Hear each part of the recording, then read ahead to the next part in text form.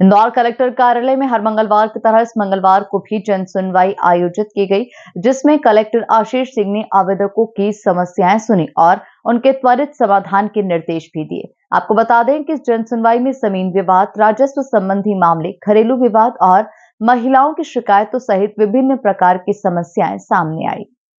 Indore collector कार्यालय में इस मंगलवार को आयोजित जनसुनवाई में बड़ी संख्या में लोग अपनी शिकायतें लेकर पहुंचे। जनसुनवाई में इस बार राजस्व और भूमि संबंधी मामलों की अधिकता रही, जहां कई आवेदकों ने अपनी जमीन पर अवैध कब्जे की शिकायत दर्ज कराई। इस पर कलेक्टर आशीष सिंह ने संबंधित अधिकारियों को निर्देश दिए कि ऐसे मामलों की जल्द जांच कर उचित कार्रवाई की जाए। इसके अलावा महिलाओं से संबंधित मामलों में घरेलू हिंसा, ब्लैकमेलिंग और प्रताड़ना की शिकायतें भी आई है। इस पर कलेक्टर ने महिला हेल्पलाइन और पुलिस विभाग को इस मामले की तत्काल जांच कर उचित कार्रवाई करने के निर्देश दिए। जन सुनवाई में कुछ आवेदकों ने बिजली पानी की समस्या, पेंशन संबंधी शिकायतें और राशन कार्ड में अनियमितताओं को लेकर भी अपनी बात रखी। कलेक्टर ने संबंधित विभागों को इन समस्याओं का शीघ्र समाधान करने के निर्देश दिए और लोगों को भरोसा दिलाया कि प्रशासन उनकी परेशानियों को गंभीरता से ले रहा है।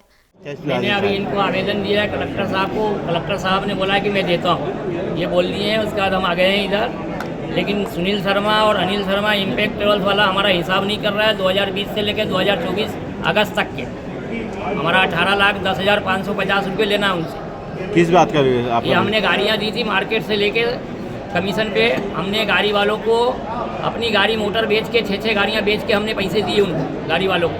और हमारा हिसाब के लिए बोलता है हर महीने कि ये महीने कर दूंगा, वो महीने कर दूंगा। हमारे पास एक ड्यूटी स्लिप का फोटो कापी भी है। गाड़ियाँ कहीं पे लगाई थी? गाड़ियाँ चुनाव में भी दी थी, स्वास्थ्य विभाग में भी दी थी, कोरोना काल में 2020 में 21 में मोदी जी आए थे, 2023 में जनवरी में उसमें भी दी थी, 2023 नवंबर चुनाव में भी दी थी।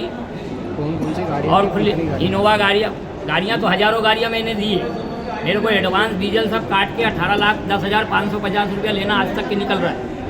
अभी आप कलेक्टर साहब से मिले क्या? हाँ मिले हैं, कलेक्टर साहब को हमने आवेदन दिया है। कलेक्टर साहब बोले देता हूँ मैं उनको।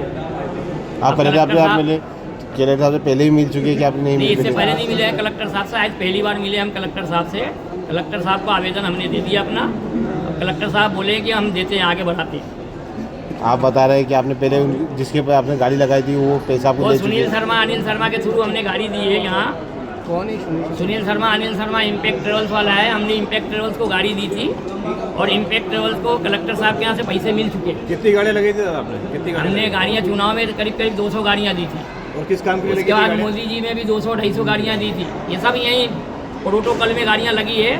कलेक्टर साहब के यहाँ से पेमेंट मिल चुका है उनको, वो अपने को इम्पैक्ट वाला पेमेंट नहीं दे रहा। इम्पैक्ट ट्रेवल्स वाला अपने को पेमेंट नहीं दे रहा है। ये महीना कर दूंगा, वो महीना कर दूंगा। मामला ये है कि हम लोग राजगृह सोसाइटी के रहवासी संघ के हैं और हमारे द्वारा जो राजगृह सोसाइटी में प्लाट बुक करा गया था वो 86 में करा गया था, जिसकी रजिस्ट्री मुझे 96 में मिली। और उसके लिए हम आवेदन सीनियरिटी लिस्ट बनी। सीनियर लिस्ट बनने के बाद हमने जब देखा, मुझे बुलाया, आपको प्लाट दे रहे हैं। मेरे से पूरे डेवलपमेंट के पैसे भराए गए और हम लोगों ने हमने 3 लाख रुपए 10,000 दिए भरे हैं। उसके बाद सोसाइटी ने जो थी उन लोगों ने हमें कब्जा पत्र दिया गया कि आपको प्लाट मिल जाएगा।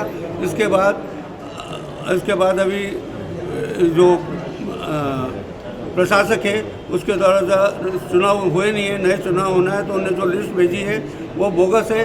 उसके अंदर हम लोगों के नाम नहीं है। मेरे पास पूरे डॉक्यूमेंट्स है, मेरे चेक बैंक से चेक ऑनर हुए, रसीद भी है मेरे पास, जो लोगों ने पैसे लिए। आज आप कलेक्टर साहब से मिलने? कलेक्टर साहब ने को आवेदन दिया गया है, तो कलेक्टर साहब ने बोला कि मैं दिखवाता हूँ उसको और फिर बात करते हैं। शुरू से ही धांधली हुई है, डबल रजिस्ट्री की गई, डबल ट्रिपल रजिस्ट्री की गई। जो कॉलोनाइजर थे उन्होंने बाद में अभी जब इसके लिए समझौते करने की कोशिश की गई तो एक आम सभा की गई है कॉलोनाइजर द्वारा, और उसमें यह डिसाइड किया गया कि सब लोग अगर 250 स्क्वायर फीट छोड़ेंगे ज़मीन अपनी, तो अपनी ज़मीन अगर 250 स्क्वायर फीट छोड़ेंगे तो सभी लोगों को प्लॉट मिल जाएंगे। उसका एक नक्शा बनाया गया और ये सब डिसाइड हुआ था कि सबको प्लॉट मिल जाएंगे। लेकिन इस आम सभा के बाद जिसमें निर्णय लिया गया था, उसके बाद यह हुआ कि कॉलोनाइजर और भूमाफिया दोनों मिल गए और उन लोगों ने हमारा जो रहवासी संघ है उसमें भी अपने पदाधिकारी घुसेड़ दिए और सबने मिलके एक कॉन्स्पिरेसी की। और कौन भूमाफिया किसके नाम से? बॉबी छाबड़ा। कितनी ऐसी कॉलोनी है वहाँ? कितने रहवासी रहते हैं? सर इसमें 894 प्लॉट थे और जो बड़े हुए प्लॉट थे वो 2 नंबर और 3 नंबर रजिस्ट्री वालों को देने के बजाय उन्होंने अपने आपस में बंदरबांट कर ली है।